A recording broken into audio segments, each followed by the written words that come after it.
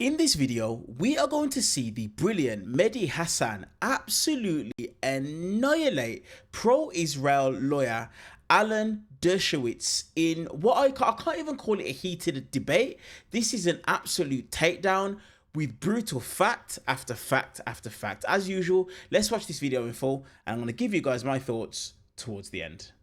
Israeli publication interviewed 7 Israeli soldiers and officers, Piers, who returned from Gaza. Just last week, in several cases, the soldier said, Israeli troops deliberately targeted children. There was a boy who entered the zone. He didn't do anything. Other soldiers claimed to have seen him standing, talking to people. That's it. And they dropped a grenade from a drone. In another incident, soldiers tried to kill a child riding a bicycle. And they get prosecuted for it. They have not been prosecuted. Alan, don't lie on television where people can fact you. None of them have been prosecuted. Yes, they have been. I know they have been. Which soldier was prosecuted for dropping a grenade on a child? There are dozens of them on national TV. Piers Morgan can come back on the next episode and tell everyone that you're not telling the truth. Dozens of them have been prosecuted. Not a single Israeli soldier has been prosecuted for deliberately killing a Palestinian child. That is a lie. A demonstrable lie. Everyone watching right now. I'm sorry, you can't say things. Hang on. Just to be clear, Alan, what Mehdi is saying is that no Israeli soldier has been prosecuted for deliberately killing a Palestinian child since this war began. Is your information different to that? Absolutely different. I know for a fact because I was involved in the negotiations with the International Criminal Court, and I arranged for Khan to come to Israel and see the evidence of what has been done, how people have been prosecuted, how the Israeli legal system has been responsive. So I have all the data and all the information. Name them. Come back on this show and name those soldiers. It's true that they've been prosecuted. Come back on this show, Alan, and name those soldiers. I challenge you. Now, I'll finish my point. You interrupted me. Hold on. You interrupted me. I never interrupted you. You've interrupted me twice now on this show. I didn't interrupt you. You did, actually. You interrupted to make false claims. I did ask Alan a question. Well, let me finish my point. Actually, my second point, Piers, was to you. I dealt with the Gershon basket and the deliberate killing of kids. They just killed 6 kids queuing up for water. I was about to talk about yesterday. They killed 9 kids queuing up for nutritional supplements last week. Stop interrupting, Alan. Everyone can see you do it. And it's under investigation. Stop interrupting, Alan. Otherwise, I'll do it to you and you really won't like it. Piers, let me make my point to you that I'm trying to make. You mentioned the New York Times. I'm glad you've mentioned the New York Times several times. The New York Times piece, the long piece, has a lot in there. 2 important points for you, Piers. I've been coming on this show for over a year talking to you about Gaza. Last April and July, the New York Times reports that Netanyahu's own generals told him, there's no military strategy left. There's nothing more we can do. Stop this war. Netanyahu overrode them. So when I was on this show and you were telling me, of course, they're just defending themselves. What else should they be doing? At that time, when I was on this show, Piers, generals were telling Netanyahu there's no war left to be had. They also make it very clear in this piece that the government would have fallen apart had Netanyahu not prolonged the war because he wanted to avoid prosecution. Yeah. And I'm sorry that we needed the New York Times to say that, because I was saying that on this show to you, Piers. Many people were saying that this war is about Netanyahu trying to avoid prison. This is about Netanyahu trying to avoid prison. I know Alan is an expert on criminals. He's defended some of the worst criminals in the world. Lawyers do defend criminals. Well, he defends some of the worst people. Epstein, Netanyahu. Yeah, but lawyers... No one forced him to defend these lawyers. Some of the best Piers, no one forced him to go volunteer to defend Benjamin Netanyahu. You can't make aspersions against lawyers. I can actually. I can say you don't need... You don't need to... It's not very credible to do that. Really? Lawyers do their job. Hold on, Piers. Somebody forced Alan Dershowitz to defend Netanyahu. He said he's proud to do it. No one forced him to do it. Which criminal should he defend? I'm proud to do it. You're proud to defend Benjamin Netanyahu. He's a criminal lawyer. You're proud to defend Benjamin Netanyahu, Donald Trump, Jeffrey Epstein. You defend the worst people in the world. I was proud. Yes.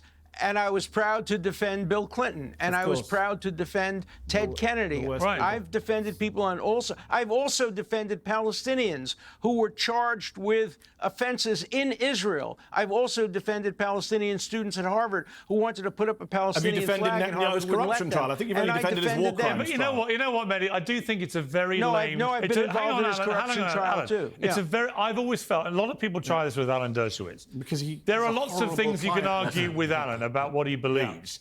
But when people go ad hominem about him being a lawyer defending bad Piers, people... Well, I'm going to respond now since most criminal lawyers I've ever met at some stage defend pretty dodgy people. Piers, look at that. It's their job, literally their job. We're looking at our cameras. Look at your camera and say honestly that you would say to Saddam Hussein's lawyer or Slobodan Milosevic's lawyer, Vladimir Putin's lawyer, you wouldn't say a word about people who choose in the West to go defend those people? Yes, you would. It's just you give Netanyahu a pass. I see him in the same league as Saddam Hussein, Vladimir Putin, Slobodan Milosevic. If a Westerner chooses to go defend these people. No one forced him to. I'm going to, question their moral judgment. Do they have a judgment. right to defend? Of course they have a right to a defence. Then they should have a right. But no one forced. Well, hang on. Then they should have a right to have a lawyer defending them. Of course. You understand that? Understood. That's how the legal system works. So if a British... justice Hold works. on, Piers. If a British lawyer volunteered to go defend Putin, you wouldn't cast any moral aspersions on them. Don't lie, Piers. You know you would. So just to be clear, who should Alan be defending? Give me some criminal names. People. And sorry, guys, really quick. You guys know I never interrupt videos, but that is such a good question by Mehdi Hasan. 1000% Piers Morgan would be absolutely shredding that lawyer for defending Vladimir Putin. Let me get back to the video. In New York, people wherever he lives. Which criminals? Why does he have to go defend Netanyahu? Give me some names. Hold on. Why does he have to go defend Netanyahu? I think it's a crazy attack. I look at vile people and I wonder, why would you volunteer to go defend that person? Because they're lawyers. Anyway, let's move on to the more substantive part of this. So, I mean, Alan, this incident that Mehdi referenced, the strike on a water distribution point at a Gaza refugee camp that killed 10 people, including 6 children, wounded 17 more. The IDF said it intended to hit an Islamic Jihad militant, but a technical error caused the missile to miss its target. But, having technical errors that wipe out 6 kids in a refugee camp at this stage of this war. Terrible. And these stories are coming every day now. How does this end? War is hell, and these kinds of accidents happen all the time. Many Israelis have been killed by Israeli-friendly fire. Many, including a relative of mine who was killed by friendly fire. Accidents happen. Israelis immediately announced that they would investigate, and if warranted, it might have been a pure accident, but if warranted, there'll be prosecution. Israel prosecutes its own criminals, and it does it all the time. And of course, Hamas rewards them. The Palestinian Authority pays terrorists to kill, pay for slay. There's an enormous difference. The United States government had many cases of accidental killings during every war we fought. And the difference between a democracy and a tyranny is that in a democracy, you investigate. And you investigate and prosecute. Alan, before I go back to Mehdi, just on a profound level, I ask you this question. In what way is it remotely proportionate that Israel has now killed anything between 70 and 100,000 people on the Palestinian side, of which, let's say a quarter, maybe a third are Hamas terrorists? We don't know. But let's say that is the proportion of that number that have been killed, which means maybe 60,000 civilians have been killed. In what way is that remotely proportionate to an attack that killed 1,200 people, of which I think 800 were civilians, and wounded many more, and kidnapped 250. It's so disproportionate now that what concerns me about this, if I'm an Israeli, a moderate Israeli, so not a far-right Israeli or an extremist or any of these things, I'm just an average Israeli citizen watching what my government is doing in Gaza now and seeing the fury that is building around the world to this daily slaughter. This is terrible for Israel. It's terrible for Israel's reputation. I think it's dangerous. I agree. It's dangerous for Jewish people. I think that the rising tide of anti-Semitism was despicable when it happened in the aftermath of October the 7th. It highlighted a cancer in the world, that people would react to that attack by being openly anti-Semitic towards Jewish people. But now a lot of that anti-Semitism, I'm sure, is being fueled by what is happening in Gaza. And I think, so I feel for Jewish people too. So I just, to me, none of this makes any sense now. You agree? Well, of course it doesn't make, yes, and that's why Hamas is winning. Hamas is succeeding. Hamas set out to turn the world against Israel, and they realized that if they murdered 1,200 people, kidnapped people, there would be a reaction. And then they went further, and they hid themselves beneath mosques and schools, and they generated the kind of killing that results in good people like you changing your mind about Israel. That's Hamas's strategy. Hamas is winning. Hamas prevailed on October 7th, Israel is and losing. It's going to repeat it over and over again. I think Israel is losing in the court of public opinion. There are That's my point. I agree with you. Yeah. That's my point. But then the strategy Hamas is losing. Winning. Israel. Well, what's the alternative? The alternative is to let No, of course, let's stop the war, and Israel has offered to do it. Just today, That's not true. Israel put an offer on the table that has been rejected. The point that I want to make, let me just finish my point. The point I want to make is Hamas had a strategy. We know there are captured documents that say it.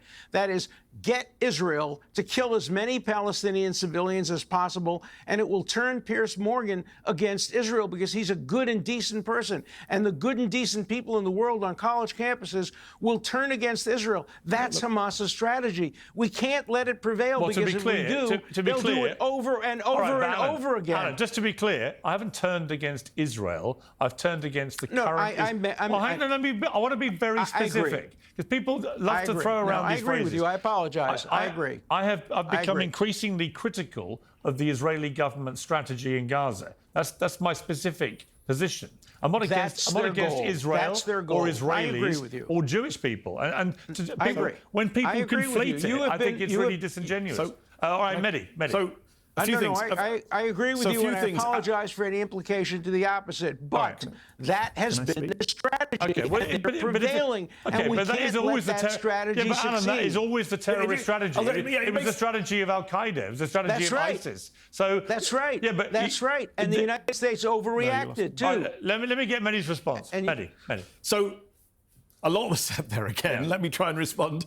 This is insane to suggest that Israel has accidentally killed 17,000 children. Anyone who says that should be laughed off television, whether they're a professor of law or not. 17,000 people were not killed accidentally. The children who were killed in a waterline were not killed accidentally. The children lining up, 9 who were killed last Thursday for nutritional supplements, as UNICEF says, outrageously for UNICEF aid, were not killed accidentally. Children who were shot in the head by snipers were not killed accidentally. I have friends of mine, doctors, who have gone out to Gaza and have come back and said, we saw kids were brought to hospital with sniper shots, bullets to the head, to the chest. Multiple American doctors have said that. Farouz Sidwa, Mark Perlmutter, Irfan Galaria. Go Google it. People don't believe me.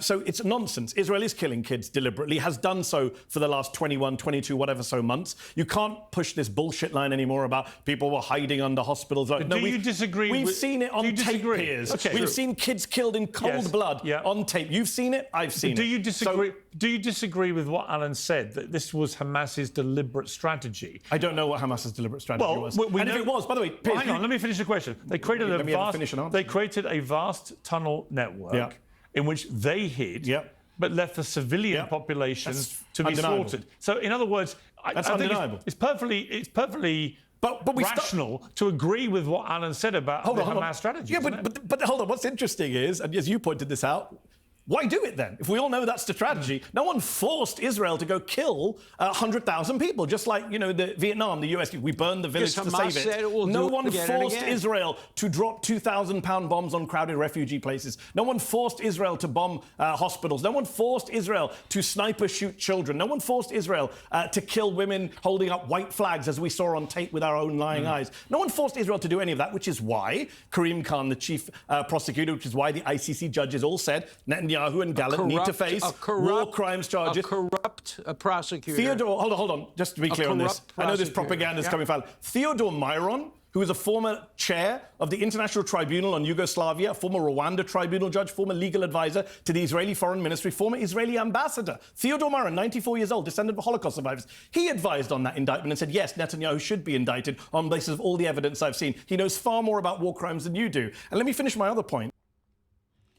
Piers, you keep saying... No, yes, he does, actually. I know him. Well, you haven't chaired an international... Alan, you have not chaired an international tribunal on war crimes in Yugoslavia. He did. This issue. So, I've written books about it. Great. I've written a new book about it. He actually prosecuted war criminals, and he's not corrupt. He's a Holocaust survivor. He's a 94-year-old Israeli-American Jew. It doesn't mean he knows more about war crimes than Alan Dershowitz. Yes, he does, actually. Somebody who's prosecuted war crimes, Piers does. And let me finish my other point.